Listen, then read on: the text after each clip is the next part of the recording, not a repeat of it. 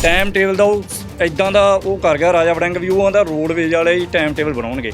ਅਸੀਂ ਬਾਈ ਜੀ 40%, ਅਸੀਂ 60% ਰੋਡਵੇਜ ਦਾ ਹੱਕ ਹੈ। ਨਾ ਲੈ ਯਾਰ ਕੀ ਤੁਹਾਡਾ ਲੈਣ ਲੱਗ ਪਿਆ, ਲਿਸਟ ਬਹੁਤ ਲੰਬੀ ਹੈ। ਜਿਹੜੀ ਗੱਲ ਜਾਇਜ਼ ਆ, ਮੇਰੀ ਗੱਲ ਸੁਣੋ ਫਿਰ ਬਿਲਕੁਲ ਇਹ ਆਪਣਾ ਵੀ ਪਹਿਲਾਂ ਲੈਣ ਯਾਰ ਮੈਂ ਸ਼ੁਰੂ ਕੀਤਾ ਸਾਰਿਆਂ ਨੂੰ ਪਤਾ ਹੀ ਆ। ਕਮਾਲ ਯਾਰ, ਜੋ ਮੇਰਾ ਕੋਈ ਮਤਲਬ ਨਹੀਂ ਵਿੱਚ ਤੂੰ ਕਿਉਂ ਬੋਲਦਾ ਵਿੱਚ? ਉਹ ਬਿਲਕੁਲ ਆਪਣਾ ਵੀ ਧਿਆਨ ਲਵੇ ਪਹਿਲਾਂ। ਕਾਹਦਾ ਲਿਖੇ ਦੱਸ ਰੀਤ ਕਿਹਨੇ ਪਾਈ ਹੈ? ਰਾਜਾ ਵੜਿੰਗ ਪਾ ਕੇ ਗਿਆ। ਅਸੀਂ ਤਾਂ ਕਹਿੰਦੇ ਰੋਡਵੇਜ਼ ਬਕਾਇਦਾ ਚੱਲਣੀ ਚਾਹੀਦੀ, ਪੀਆਰਟੀਸੀ ਰੋਡਵੇਜ਼। ਅਸੀਂ ਵੀ ਤਾਂ ਹੀ ਬਚਦੇ ਹਾਂ, ਨਹੀਂ ਤਾਂ ਤੁਸੀਂ ਦੇਖਿਆ ਇਹ ਲੜ ਕੇ ਮਰ ਜਾਣਗੇ ਜੇ ਇਕੱਲੇ ਪ੍ਰਾਈਵੇਟ ਰਹਿ ਗਿਆ। ਰੋਡਵੇਜ਼ ਖਤਮ ਹੋ ਗਈ, ਪ੍ਰਾਈਵੇਟ ਆਪਸ ਦੇ ਵਿੱਚ ਰੋਜ਼ ਜੁੱਤੀ ਹੋਣਗੇ। ਕਹਿੰਦੇ ਨੇ ਕਿ ਸਿਆਸਤਦਾਨਾਂ ਦੀਆਂ ਖੁਦ ਦੀਆਂ ਬੱਸਾਂ ਜਿਹੜੀਆਂ ਚੱਲਦੀਆਂ, ਚਾਹੇ ਕਾਂਗਰਸ ਦੇ ਹੋਣ ਚਾਹੇ ਅਕਾਲੀ ਦਲ ਦੇ ਹੋਣ, ਉਹ ਕਹਿੰਦੇ ਨੇ ਕਿ ਇਹ ਮਿਲੀ ਭੁਗਤ ਦੇ ਨਾਲ ਚੱਲਦਾ ਸੀਗਾ, ਇਸੇ ਕਾਰਨ ਕਹਿੰਦੇ ਰੋਡਵੇਜ਼ ਘਾਟੇ 'ਚ ਚਲੀ। ਜੇ ਬੰਦੇ ਦੇ ਵਿੱਚ ਕੁਝ ਕਰਨ ਦਾ ਜਜ਼ਬਾ ਹੋਵੇ, ਇੱਕ ਦਿਨ ਦੇ ਵਿੱਚ ਕੰਮ ਬੰਦ ਹੋ ਸਕਦਾ ਜੀ। ਪੰਜਾਬ ਭਰ ਦੇ ਪ੍ਰਾਈਵੇਟ ਆਪਰੇਟਰਸ ਦੇ ਵੱਲੋਂ ਅੱਜ ਜਲੰਧਰ ਆਰਟੀਓ ਦਫ਼ਤਰ ਦੇ ਵਿੱਚ ਮੀਟਿੰਗ ਕੀਤੀ ਗਈ ਹੈ। ਟਾਈਮ ਟੇਬਲ ਨੂੰ ਲੈ ਕੇ ਇਹ ਆਰਟੀਓ ਦੇ ਨਾਲ ਮੀਟਿੰਗ ਕੀਤੀ ਗਈ ਹੈ। ਕਿਹਾ ਜਾ ਰਿਹਾ ਹੈ ਕਿ ਪ੍ਰਾਈਵੇਟ ਬੱਸ ਆਪਰੇਟਰਾਂ ਦੇ ਨਾਲ ਟਾਈਮ ਟੇਬਲ ਨੂੰ ਲੈ ਕੇ ਧੱਕਾ ਕੀਤਾ ਜਾ ਰਿਹਾ ਹੈ। ਰੋਡਵੇਜ਼ ਨੂੰ ਜ਼ਿਆਦਾ ਟਾਈਮ ਦਿੱਤਾ ਜਾ ਰਿਹਾ ਤੇ ਪ੍ਰਾਈਵੇਟ ਬੱਸ ਆਪਰੇਟਰਾਂ ਨੂੰ ਟਾਈਮ ਘੱਟ ਦਿੱਤਾ ਜਾ ਰਿਹਾ। ਤਾਂ ਤਮਾਮ ਜਿਹੜੇ ਨੇ ਬੱਸ ਆਪਰੇਟਰ ਵੱਖ-ਵੱਖ ਕੰਪਨੀਆਂ ਦੇ ਮੌਜੂਦ ਹੈਗੇ ਨੇ। ਗੱਲਬਾਤ ਕਰਦੇ ਆ, ਸਮਝਣ ਦੀ ਕੋਸ਼ਿਸ਼ ਕਰਦੇ ਆ ਕਿ ਕਿੱਥੇ ਧੱਕਾ ਹੋ ਰਿਹਾ, ਕਿਉਂ ਟਾਈਮ ਜਿਹੜਾ ਉਹ ਘੱਟ ਦਿੱਤਾ ਜਾ ਰਿਹਾ। ਤਾਂ ਬਾਈ ਜੀ, ਸਭ ਤੋਂ ਪਹਿਲਾਂ ਤਾਂ ਆਪਣਾ ਬੱਸ ਆਪਰੇਟਰ ਦੱਸ ਦਿਓ ਤੇ ਕੀ ਮਸਲਾ ਕੀ ਹੈਗਾ ਹੈ।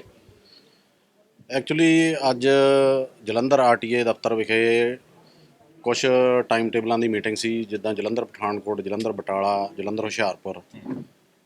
ਪਿਛਲੇ ਕੁਛ ਦਿਨਾਂ ਤੋਂ ਜਾਂ ਕਹਿ ਲਓ ਵੀ ਜਿਉਂ ਰਾਜਾ ਵੜਿੰਗ ਟਰਾਂਸਪੋਰਟ ਮੰਤਰੀ ਬਣਿਆ ਸੀ, ਰਾਜੇ ਵੜਿੰਗ ਨੇ ਇੱਕ ਨਵੀਂ ਪਿਰਤ ਪਾਤੀ ਵੀ ਪੀਆਰਟੀਸੀ ਜਾਂ ਰੋਡਵੇਜ਼ ਟਾਈਮ ਟੇਬਲ ਬਣਾ ਕੇ ਲਿਆਊਗੀ। ਉਹ ਬਿਨਾਂ ਕਿਸੇ ਆਪਰੇਟਰ ਨੂੰ ਦਿਖਾਲਿਆਂ ਆਰਟੀਓ ਕੋਲ ਜਾ ਕੇ ਸਾਈਨ ਕਰਾ ਕੇ ਅਪਰੂਵ ਕਰਾ ਕੇ ਤਾਂ ਸਵੇਰ ਨੂੰ ਉਹ ਕਹਿੰਦੇ ਜੀ ਇਹ ਚੱਲ ਗਿਆ, ਟਾਈਮ ਟੇਬਲ ਬਣ ਗਿਆ। ਜਦ ਕਿ ਅਸੀਂ ਪ੍ਰਾਈਵੇਟ ਆਪਰੇਟਰ ਜਿਹੜੇ ਆ, ਅਸੀਂ ਬਰਾਬਰ ਦੇ ਹੱਕਦਾਰ ਹਾਂ, ਬਰਾਬਰ ਦੇ ਅਸੀਂ ਆਪਰੇਟਰ ਹਾਂ ਉਹਨਾਂ ਦੇ। ਅੱਜ ਤੱਕ ਇਤਿਹਾਸ ਦੇ ਵਿੱਚ ਕਦੇ ਇੱਦਾਂ ਨਹੀਂ ਹੋਇਆ ਕਿ ਪ੍ਰਾਈਵੇਟ ਆਪਰੇਟਰਾਂ ਦੀ ਸਹਿਮਤੀ ਤੋਂ ਬਗੈਰ ਜਿਹੜਾ ਆ ਉਹ ਟਾਈਮ ਟੇਬਲ ਬਣਿਆ ਹੋਵੇ ਜਾਂ ਅਪਰੂਵ ਹੋਇਆ ਹੋਵੇ। ਹੁਣ ਮੇਰੀ ਸਰਵਿਸ ਆ, ਚਲਾਉਣੀ ਤਾਂ ਮੈਂ ਆ, ਰੋਡਵੇਜ਼ ਨੂੰ ਕੀ ਪਤਾ।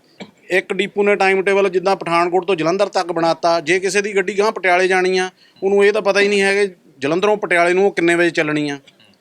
ਇਹ ਵੀ ਦੇਖਣਾ ਜ਼ਰੂਰੀ ਆ ਕਿ ਕੀ ਜਿਹੜੀ ਗੱਡੀ ਆ ਉਹ ਟਾਈਮ ਚੱਕਦੀ ਆ, ਕੀ ਉਸ ਗੱਡੀ ਨੂੰ ਅਸੀਂ ਰਨਿੰਗ ਟਾਈਮ ਦੇ ਰਹੇ ਹਾਂ।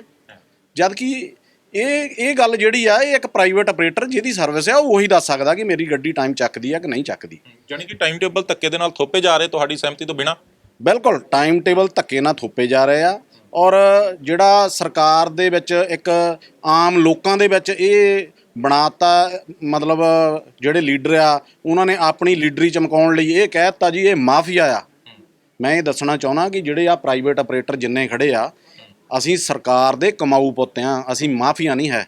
ਸਾਨੂੰ ਮੈਂ ਸੈਕੰਡ ਜਨਰੇਸ਼ਨ ਹੈ ਇਸ ਲਾਈਨ ਦੇ ਵਿੱਚ। ਮੇਰੇ ਫਾਦਰ ਨੇ ਕੰਮ ਸ਼ੁਰੂ ਕੀਤਾ ਸੀ, ਅਸੀਂ 30 ਸਾਲ ਹੋ ਗਏ ਮੈਨੂੰ ਇਸ ਕੰਮ ਦੇ ਵਿੱਚ। ਅਸੀਂ ਸਰਕਾਰ ਨੂੰ ਟੈਕਸ ਪੇ ਕਰਕੇ ਸਰਕਾਰ ਦਾ ਘਰ ਭਰਿਆ, ਸਰਕਾਰ ਦੇ ਅਸੀਂ ਕਮਾਊ ਪੁੱਤ ਹਾਂ। ਅਸੀਂ ਮਾਫੀਆ ਕਿੱਦਾਂ ਹੋ ਗਏ? ਮਾਫੀਆ ਅਸੀਂ ਤਾਂ ਜੇ ਅਸੀਂ ਟੈਕਸ ਨਹੀਂ ਦਿੱਤਾ। ਪਰ ਆਹ ਪਿਛਲੇ 2020 ਤੋਂ ਜਿੱਦਾਂ ਸਾਰਿਆਂ ਨੂੰ ਪਤਾ ਹੈ ਕਿ ਕਰੋਨਾ ਦੀ ਮਹਾਮਾਰੀ ਫੈਲ ਗਈ, ਅੱਜ ਦੀ ਡੇਟ ਦੇ ਵਿੱਚ ਵੀ ਸਾਡੇ ਜਿਹੜੇ ਆਪਰੇਟਰ ਆ ਉਹਨਾਂ ਦੀਆਂ ਸਾਰੀਆਂ 100% ਸਰਵਿਸ ਨਹੀਂ ਚੱਲਦੀਆਂ। ਅਸੀਂ ਤਾਂ ਆਪਣੇ ਮੁਲਾਜ਼ਮਾਂ ਦਾ ਰੋਟੀ ਪਾਣੀ ਤਾਂ ਕਿ ਚੁੱਲ੍ਹੇ ਜਲਦੇ ਰਹਿਣ, ਅਸੀਂ ਮੇਰਾ ਖਿਆਲ ਹੈ ਵੀ ਲੱਖਾਂ ਦੀ ਤਾਦਾਦ ਦੇ ਵਿੱਚ ਸਾਡੇ ਨਾਲ ਮੁਲਾਜ਼ਮ ਜੁੜੇ ਆ, ਸਾਡੇ ਨਾਲ ਸਪੇਅਰ ਪਾਰਟ ਵਾਲੇ ਜੁੜੇ ਆ, ਸਾਡੇ ਨਾਲ ਟਾਇਰਾਂ ਵਾਲੇ ਜੁੜੇ ਆ। ਅਸੀਂ ਤਾਂ ਮਤਲਬ ਹਰੇਕ ਚੀਜ਼ ਦੇ ਉੱਤੇ ਸਰਕਾਰ ਨੂੰ ਟੈਕਸ ਦੇ ਰਹੇ ਹਾਂ। ਅਸੀਂ ਸਰਕਾਰ ਦੇ ਕਮਾਊ ਪੁੱਤ ਹਾਂ, ਅਸੀਂ ਤਾਂ ਇਸ ਕਰਕੇ ਚਲਾ ਰਹੇ ਹਾਂ।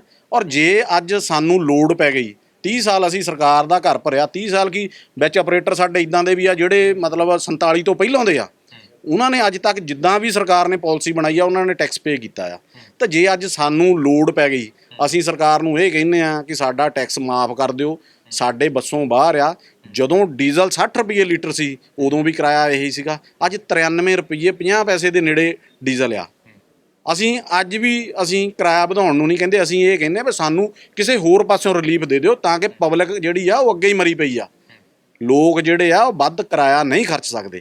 ਔਰ ਅਸੀਂ ਜਿਹੜੇ ਆ ਸਾਡੀ ਜਿਹੜੀ ਸਰਵਿਸ ਆ, ਅਸੀਂ ਇਹ ਪਬਲਿਕ ਟਰਾਂਸਪੋਰਟ ਆ, ਲੋਕਾਂ ਨੂੰ ਸਹੂਲਤ ਦੇਣੀ ਹੈ। ਇੱਕ ਆਮ ਗਰੀਬ ਬੰਦਿਆਂ ਦੀ ਇਹ ਸਵਾਰੀ ਆ। ਔਰ ਸਾਡੇ ਤੇ ਦੇਖੋ ਤੁਸੀਂ ਵੀ ਕਿੰਨਾ ਕੁਛ ਥੋਪਿਆ ਆ। ਅੱਡਾ ਫੀਸਾਂ ਜਿਹੜੀਆਂ ਅੱਜ ਸਾਡੇ ਮੋਟਰ ਵਹੀਕਲ ਟੈਕਸ ਨਾਲੋਂ ਵੀ ਵੱਧ ਆ। ਟੋਲ ਟੈਕਸ ਜਿਹੜਾ ਰੋਜ਼ ਦਾ ਸਾਨੂੰ ਪੈ ਰਿਹਾ ਉਹ ਸਾਡੇ ਮੋਟਰ ਵਹੀਕਲ ਟੈਕਸ ਨਾਲੋਂ ਵੀ ਵੱਧ ਆ। ਔਰ ਮੈਨੂੰ ਇਹ ਦੱਸੋ ਬਈ ਫਿਰ ਅਸੀਂ ਸਾਰਾ ਕੁਝ ਪੇ ਕਰਦੇ ਹਾਂ, ਫਿਰ ਅਸੀਂ ਮਾਫੀਆ ਕਿੱਦਾਂ ਹੋਏ? ਕੀ ਸਾਡਾ ਹੱਕ ਨਹੀਂ ਬਣਦਾ ਕਿ ਅਸੀਂ ਆਪਣਾ ਟਾਈਮ ਟੇਬਲ ਦੇਖ ਕੇ, ਅਸੀਂ ਆਪਣੀ ਸਰਵਿਸ ਦੇਖ ਕੇ ਅਸੀਂ ਬਣਾਈਏ? ਕਿਉਂਕਿ ਅਸੀਂ ਸਰਕਾਰ ਨੂੰ ਟੈਕਸ ਪੇ ਕਰਨਾ, ਅਸੀਂ ਬਰਾਬਰ ਦੇ ਆਪਰੇਟਰ ਹਾਂ। ਅੱਛਾ, ਇਹ ਮਾਫੀਆ ਸ਼ਬਦ ਵੀ ਟਰਾਂਸਪੋਰਟ ਮਿਨਿਸਟਰਾਂ ਦੇ ਵੱਲੋਂ ਹੀ ਦਿੱਤੇ ਗਏ ਨੇ। ਉਹ ਕਹਿੰਦੇ ਨੇ ਕਿ ਜਦੋਂ ਟੈਕਸ ਨਹੀਂ ਪੇ ਹੁੰਦਾ, ਬੱਸਾਂ ਇੰਪਾਊਂਡ ਕਰਦੇ ਨੇ, ਤਾਂ ਉਦੋਂ ਇਹੋ ਜਿਹੇ ਬਿਆਨ ਦਿੰਦੇ ਨੇ ਕਿ ਇਹ ਮਾਫੀਆ ਰਾਜ ਚੱਲਦਾ। ਤੁਸੀਂ ਮੈਨੂੰ ਇਹ ਦੱਸੋ ਕਿ 30 ਸਾਲ ਹੋ ਗਏ ਅੱਜ ਤੱਕ, ਆਹ 2020 ਤੋਂ ਪਹਿਲਾਂ ਮੈਨੂੰ ਦੱਸ ਦਿਓ ਕਿਹੜੀ ਪ੍ਰਾਈਵੇਟ ਕੰਪਨੀ ਡਿਫਾਲਟਰ ਸੀਗੀ? ਕੋਈ ਪ੍ਰਾਈਵੇਟ ਕੰਪਨੀ ਡਿਫਾਲਟਰ ਨਹੀਂ ਸੀਗੀ।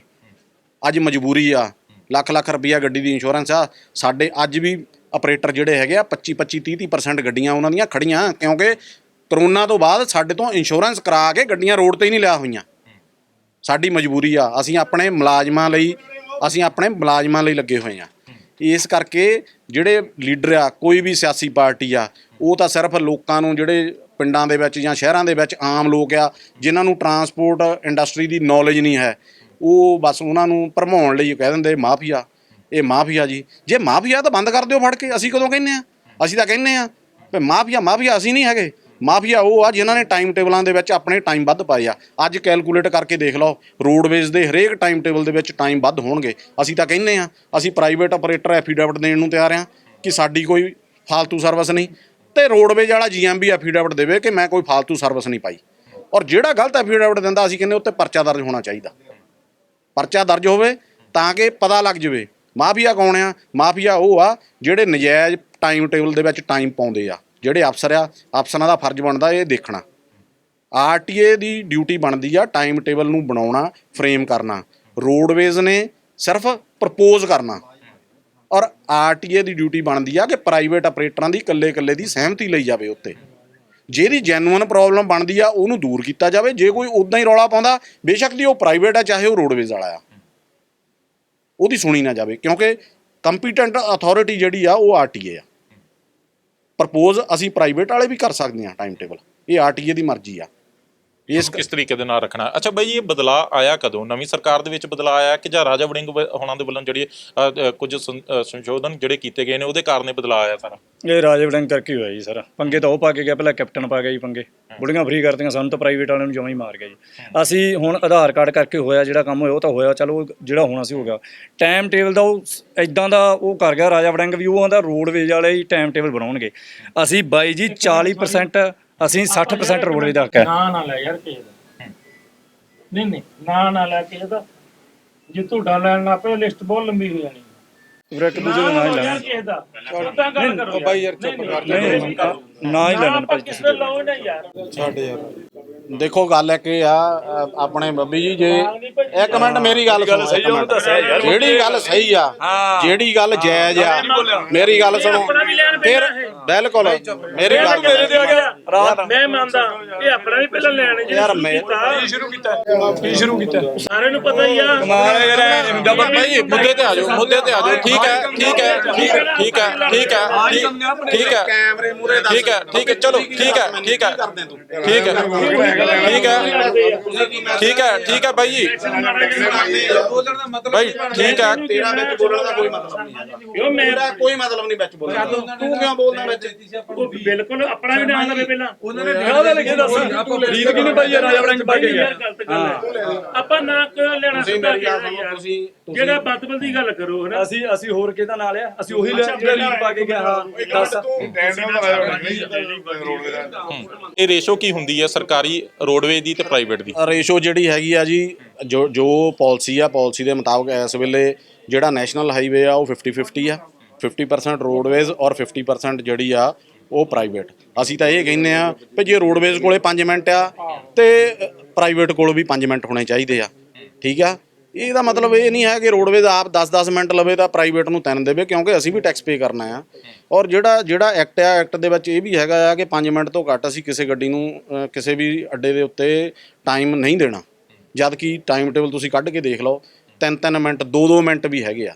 ਤੁਸੀਂ ਮੈਨੂੰ ਦੱਸੋ ਵੀ ਕਿੱਥੋਂ ਇਹ ਪੂਰਾ ਕਰਨਾ। ਔਰ ਉੱਤੋਂ ਜਿਹੜਾ ਸਾਨੂੰ ਆਧਾਰ ਕਾਰਡ ਵਾਲੀ ਜਿਹੜੀ ਲੇਡੀਜ਼ ਫਰੀ ਵਾਲੀ ਮਾਰ ਆ, ਉਹ ਸਾਨੂੰ ਬਹੁਤ ਜ਼ਿਆਦਾ ਆ, ਕਿਉਂਕਿ 50% ਜਿਹੜੀ ਟਰੈਵਲਿੰਗ ਪਬਲਿਕ ਆ ਉਹ ਜਿਹੜੀ ਹੈਗੀ ਆ ਉਹ ਲੇਡੀਜ਼ ਦੀ ਆ।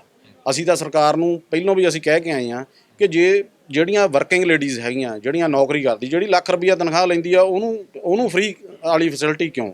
ਚਲੋ ਜੇ ਤੁਸੀਂ ਦੇਣੀ ਚਾਹੁੰਦੇ ਆ ਫੈਸਿਲਿਟੀ, ਸੈਟਰਡੇ ਸੰਡੇ ਛੁੱਟੀ ਹੁੰਦੀ ਆ, ਤੁਸੀਂ ਸੈਟਰਡੇ ਸੰਡੇ ਤੁਸੀਂ ਕਰ ਦਿਓ ਤਾਂ ਕਿ 5 ਦਿਨ ਦੇ ਵਿੱਚ ਸਾਨੂੰ ਦੁੱਖ ਆ। ਅਸੀਂ ਤਾਂ ਕਹਿੰਦੇ ਰੋਡਵੇਜ਼ ਬਕਾਇਦਾ ਚੱਲਣੀ ਚਾਹੀਦੀ, PRTC ਰੋਡਵੇਜ਼। ਅਸੀਂ ਵੀ ਤਾਂ ਹੀ ਬਚਦੇ ਹਾਂ, ਨਹੀਂ ਤਾਂ ਤੁਸੀਂ ਦੇਖਿਆ ਇਹ ਲੜ ਕੇ ਮਰ ਜਾਣਗੇ ਜੇ ਇਕੱਲੇ ਪ੍ਰਾਈਵੇਟ ਰਹਿ ਗਿਆ। ਰੋਡਵੇਜ਼ ਖਤਮ ਹੋ ਗਈ, ਪ੍ਰਾਈਵੇਟ ਆਪਸ ਦੇ ਵਿੱਚ ਰੋਜ਼ ਜੁੱਤੀ ਹੋਣਗੇ। ਰੋਡਵੇਜ਼ ਜਿਹੜੀ ਹੈ ਬਫਰ ਦਾ ਕੰਮ ਕਰਦੀ ਆ। ਇਹ ਗੱਲ ਆ, ਇਹੋ ਗੱਲ ਆਮ ਆਦਮੀ ਪਾਰਟੀ ਕਹਿੰਦੇ ਨੇ ਕਿ ਸਿਆਸਤਦਾਨਾਂ ਦੀਆਂ ਖੁਦ ਦੀਆਂ ਬੱਸਾਂ ਜਿਹੜੀਆਂ ਚੱਲਦੀਆਂ, ਚਾਹੇ ਕਾਂਗਰਸ ਦੇ ਹੋਣ ਚਾਹੇ ਅਕਾਲੀ ਦਲ ਦੇ ਹੋਣ, ਉਹ ਕਹਿੰਦੇ ਨੇ ਕਿ ਇਹ ਮਿਲੀ ਭੁਗਤ ਦੇ ਨਾਲ ਚੱਲਦਾ ਸੀਗਾ, ਇਸੇ ਕਾਰਨ ਕਹਿੰਦੇ ਰੋਡਵੇਜ਼ ਘਾਟੇ 'ਚ ਚਲੀ ਗਈ। ਤੇ ਫਿਰ ਹੁਣ ਕਿੱਥੇ ਆ ਜੀ ਆਮ ਆਦਮੀ ਪਾਰਟੀ? ਸਰਕਾਰ ਬਣੀ ਨੂੰ 50 ਦਿਨ ਤੋਂ ਉੱਤੇ ਹੋ ਗਏ ਆ। ਜੇ ਬੰਦੇ ਦਾ ਮਨ ਸਾਫ਼ ਹੋਵੇ, ਦਿਲ ਸਾਫ਼ ਹੋਵੇ, ਜੇ ਬੰਦੇ ਦੇ ਵਿੱਚ ਕੁਝ ਕਰਨ ਦਾ ਜਜ਼ਬਾ ਹੋਵੇ, ਇੱਕ ਦਿਨ ਦੇ ਵਿੱਚ ਕੰਮ ਬੰਦ ਹੋ ਸਕਦਾ ਜੀ। ਇੱਥੇ ਸਪੈਸ਼ਲ ਗੱਡੀਆਂ ਚੱਲਦੀਆਂ ਹੁੰਦੀਆਂ ਸੀ। 2007 ਦੇ ਵਿੱਚ ਸਰਦਾਰ ਪ੍ਰਕਾਸ਼ ਸਿੰਘ ਬਾਦਲ ਦੀ ਸਰਕਾਰ ਬਣੀ, ਅੱਜ ਆਹ ਸਾਰੇ ਆਪਰੇਟਰ ਗਵਾਹ ਆ। ਇੱਥੇ ਸਾਡੇ RTA ਸਾਹਿਬ ਆਏ ਸੀ, ਰਵਿੰਦਰ ਸ਼ਰਮਾ ਜੀ, 1 ਘੰਟੇ ਦੇ ਵਿੱਚ ਸਪੈਸ਼ਲ ਬੰਦ ਹੋ ਗਈ ਸੀ। 1 ਘੰਟੇ ਦੇ ਵਿੱਚ, 1 ਘੰਟੇ 'ਚ। ਜੇ ਕੋਈ ਲੀਡਰ ਵੀ ਆਣ ਕੇ ਉਹਨਾਂ ਨੂੰ ਕਹਿੰਦਾ ਸੀ ਕਿ ਆ ਮੇਰੇ ਸਾਹਮਣੇ ਦੀ ਗੱਲ ਆ, ਮੈਂ ਨਾਂ ਨਹੀਂ ਲੈਣਾ, ਮਤਲਬ ਲੀਡਰ ਜਿਹੜੇ ਚੰਗੇ ਲੀਡਰ ਸੀ, ਉਹਨਾਂ ਦੇ ਆਫਿਸ ਵਾਲੇ ਬੰਦੇ ਆਣ ਕੇ ਉਹਨਾਂ ਨੂੰ ਕਹਿੰਦੇ ਸੀ ਜੀ ਆ ਮੇਰੇ ਲੀਡਰ ਸਾਹਿਬ ਦਾ ਫੋਨ ਹੈ ਜੀ, ਗੱਲ ਕਰ ਲਓ। ਉਹ ਇਹੀ ਕਹਿੰਦੇ ਸੀ ਬਾਦਲ ਸਾਹਿਬ ਨਾਲ ਗੱਲ ਕਰਾਓ, ਮੈਨੂੰ ਉਹਨਾਂ ਦਾ ਹੁਕਮ ਆ। 1 ਘੰਟੇ 'ਚ ਬੰਦ ਹੋ ਗਈ। ਔਰ ਜੇ ਸਰਕਾਰ ਦੀ ਸਹੀ ਨੀਤ, ਨੇਕ ਨੀਤ ਹੋਵੇ, 1 ਘੰਟੇ ਦੇ ਵਿੱਚ ਸਾਰਾ ਕੁਝ ਹੋ ਸਕਦਾ। ਔਰ ਦੂਜੀ ਗੱਲ, ਇਹ ਇੱਕ ਬਹੁਤ ਵੱਡੀ ਇੰਡਸਟਰੀ ਆ, ਟਰਾਂਸਪੋਰਟ ਇੰਡਸਟਰੀ ਕੋਈ ਛੋਟੀ ਨਹੀਂ ਹੈ। ਬਹੁਤ ਲੋਕਾਂ ਨਾਲ ਰੁਜ਼ਗਾਰ ਜੁੜਿਆ ਆ। ਅੱਜ ਕੇਜਰੀਵਾਲ ਸਾਹਿਬ ਇਹ ਕਹਿੰਦੇ ਆ ਕਿ ਇੰਡਸਟਰੀ ਵਾਲੇ ਆਓ, ਮੈਨੂੰ ਦੱਸੋ ਵੀ ਅਸੀਂ ਤੁਹਾਡਾ ਕਿੱਦਾਂ ਫਾਇਦਾ ਕਰ ਸਕਦੇ ਹਾਂ। ਇਹ ਟਰਾਂਸਪੋਰਟ ਵੀ ਇੱਕ ਇੰਡਸਟਰੀ ਆ ਜਿਹਦੇ ਨਾਲ ਬਹੁਤ ਲੋਕਾਂ ਦਾ ਰੁਜ਼ਗਾਰ ਜੁੜਿਆ। ਇਹ ਨਵੇਂ ਲੋਕਾਂ ਨੂੰ ਰੁਜ਼ਗਾਰ ਦੇਣ ਦੀ ਗੱਲ ਕਰਦੇ ਆ। ਮੈਨੂੰ ਤਾਂ ਲੱਗਦਾ ਜਿਹੜੇ ਪਹਿਲੇ ਆ ਇਹਨਾਂ ਨੇ ਉਹਨਾਂ ਦੇ ਵੀ ਚੁੱਲ੍ਹੇ ਬੁਝਾ ਦੇਣੇ ਆ। ਇਹ ਜੇ ਛੇਤੀ ਤੋਂ ਛੇਤੀ ਇਸ ਇੰਡਸਟਰੀ ਦੇ ਨਾਲ ਗੱਲਬਾਤ ਨਾ ਕੀਤੀ ਗਈ। ਅਸੀਂ ਕਹਿੰਦੇ ਆ ਚਲੋ ਵਿੱਚ ਸਾਡੇ ਆਪਰੇਟਰ ਕੋਈ ਆਮ ਆਦਮੀ ਪਾਰਟੀ ਨਾਲ ਵੀ ਜੁੜੇ ਹੋਣਗੇ, ਕੋਈ ਕਾਂਗਰਸ ਵਾਲੇ ਵੀ ਆ, ਕੋਈ ਅਕਾਲੀ ਦਲ ਵਾਲੇ ਵੀ ਆ, ਪਰ ਗੱਲ ਇਹ ਆ ਪਹਿਲੋਂ ਸਾਡਾ ਰੁਜ਼ਗਾਰ ਆ। ਜੇ ਸਾਡੇ ਢਿੱਡ ਦੇ ਵਿੱਚ ਕੁਝ ਹੋਊਗਾ ਤਾਂ ਹੀ ਅਸੀਂ ਲੜਾਈ ਲੜ ਸਕਦੇ ਹਾਂ। ਜੇ ਅਸੀਂ ਆਪ ਹੀ ਸਾਡੇ ਪੱਲੇ ਕੁਝ ਨਹੀਂ ਹੈਗਾ ਤਾਂ ਕਾਹਦੀਆਂ ਪਾਰਟੀਆਂ।